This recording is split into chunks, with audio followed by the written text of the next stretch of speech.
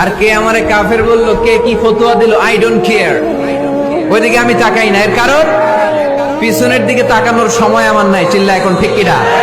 একটা সিংহ ঘন্টায় ছুটতে পারে 90 কিলোমিটার বেগে। কত কিলোমিটার? একটা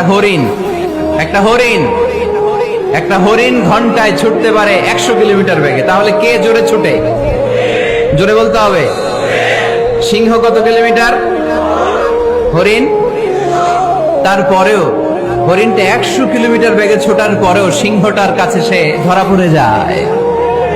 এর কারণ সিংহ যখন ধরার জন্য ছোটে সে শুধু সামনে তাকায়, সে পিছনে তাকায় না। আর হরিণ 100 কিলোমিটার বেগে ছোটার পরেও সে ধরা খেয়ে যাবার ভয়ে বারবার পিছনে তাকায়। আর পিছনে তাকার কারণে ওর গতিটা স্লো হয়ে যায় আর সিংহের হাতে বধ হয়ে যায়। পিছনে তাকাবার সময় আমাদের নাই। চিল্লায় বলো ঠিক কিনা?